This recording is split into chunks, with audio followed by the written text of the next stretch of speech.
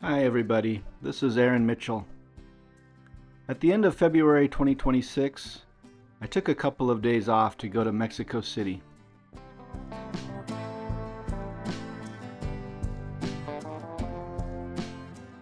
I've wanted to visit Mexico City since I was in middle school. At that time I got the idea that Mexico City was a crowded, polluted, exciting place with lots of traffic and excellent tacos.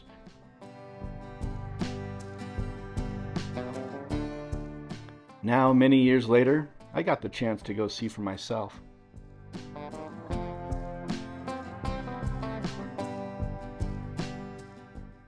I was going to have less than 48 hours in the city.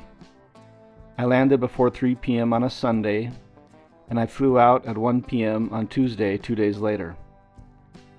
I scheduled a tour of the Teotihuacan archaeological site on Monday, giving me just a few hours to explore the downtown area of Mexico City. When I landed and cleared customs, I withdrew some pesos from an ATM, caught an Uber to my hotel, dropped my backpack, and headed out. The process of getting the Uber was actually not as easy as it sounds, but I will discuss options of getting to or from the airport later in the video. I felt very safe on the streets, safer than I do walking around my apartment here in the States. The old apartment buildings were artfully built and adequately maintained. Many were painted in bright but pleasant colors.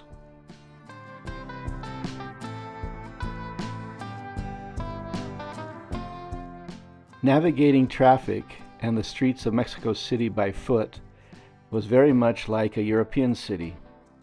The sidewalks were pretty clean, wide enough, and in good repair. There was a lot of traffic, but the drivers stayed in their lanes and obeyed traffic lights. The crosswalk lights also worked well. There were lots of public buses, and somewhere beneath all of it was a functional subway system that I took advantage of later in the trip.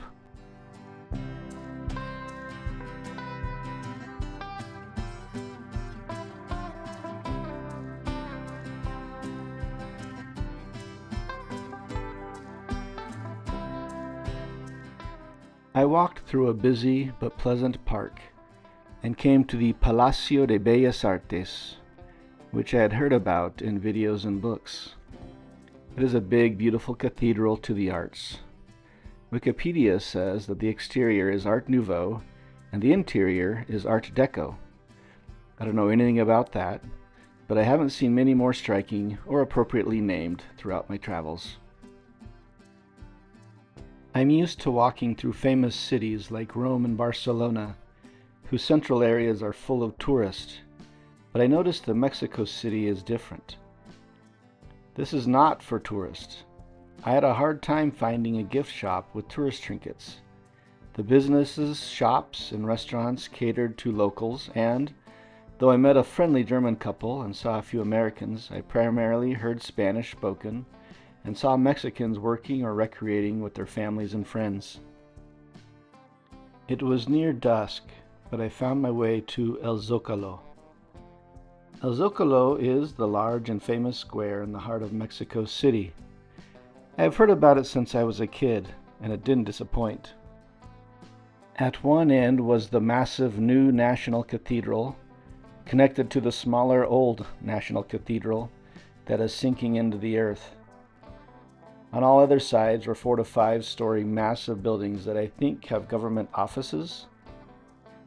Thousands of Mexicans were milling around the square, some eating ice cream, others selling it. A group of kids flying kites, a group of citizens collecting supplies for Cuba.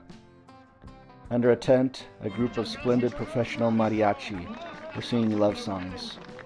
When one song ended, the crowd shouted, "Otra, otra, otra," and they would sing some more.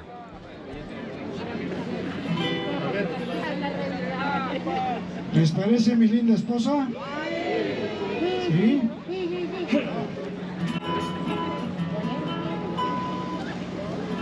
Pero la cantan, ¿eh? Si no, no.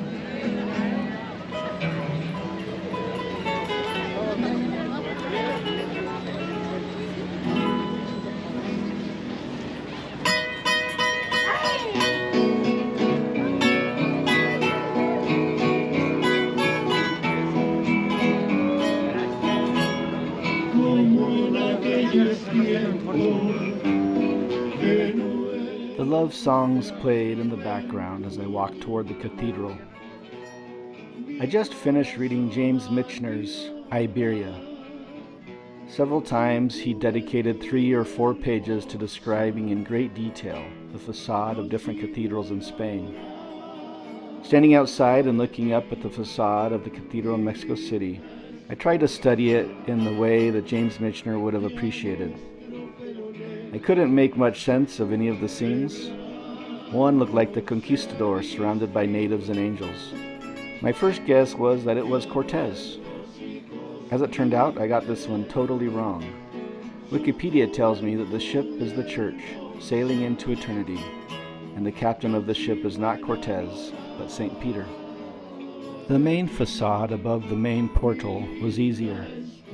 It was obviously Mary, surrounded by angels. Wikipedia says that the church is dedicated to her.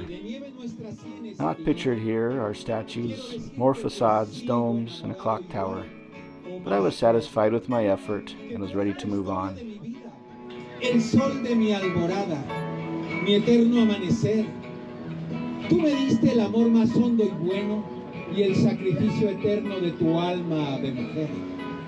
Es por eso, alma mía, que yo quiero que tú sepas. I was ready to find some tacos before going back to the hotel. I found a perfect little taco bar and I headed in.